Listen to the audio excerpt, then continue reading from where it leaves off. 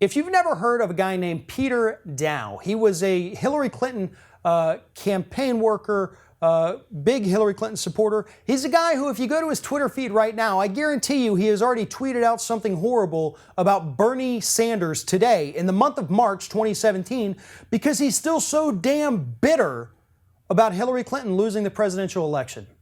And the problem with people like Peter Dow is that they are the perfect example of Democratic establishment has-beens. People like David Brock. David Brock, who wants to start a new organization and get Bernie Sanders involved only so that he can steal all of Bernie Sanders supporters, make them into corporate Democrat warriors, and take all their money. Because at the end of the day, people like David Brock, people like Peter Dow, all they understand, all they want out of these movements is money.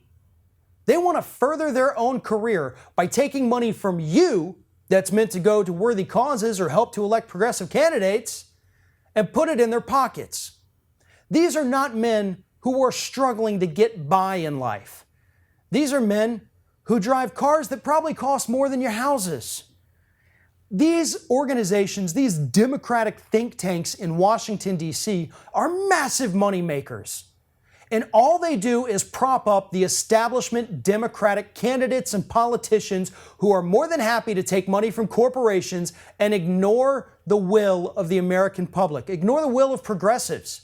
Ignore it when millions of people go out there and vote for a candidate because they want lower tuition fees for college, or because they want better health care options, or possibly a single-payer model in the United States.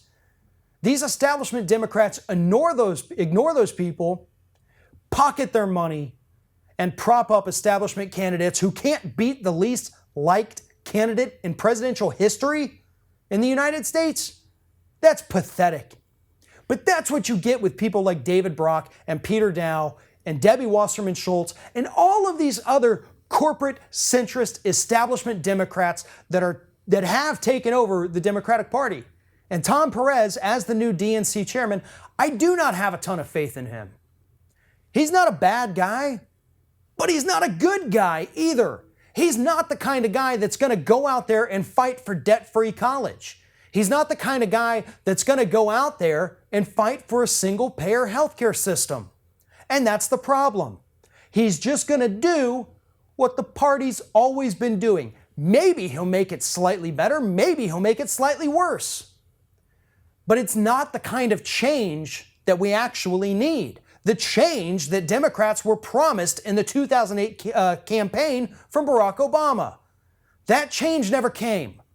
And you can blame Republican obstruction all you want for that. That played a role, but that wasn't the only reason. The only reason that it didn't happen was because hope and change were just campaign slogans. They weren't promises.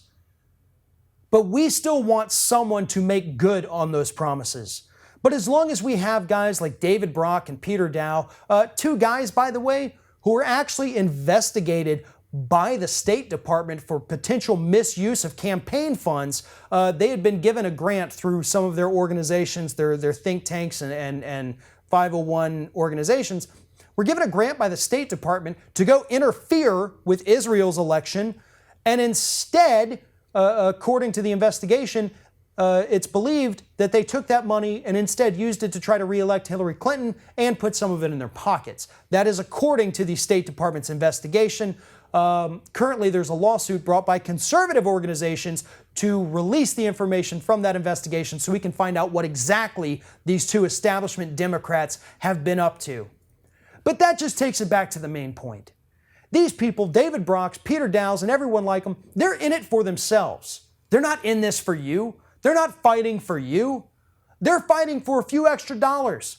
They're fighting for another summer home somewhere because that's all they care about. And if that's all they care about, there shouldn't be anything stopping them from switching from Democrat to Republican, because on that side, at least, it's expected.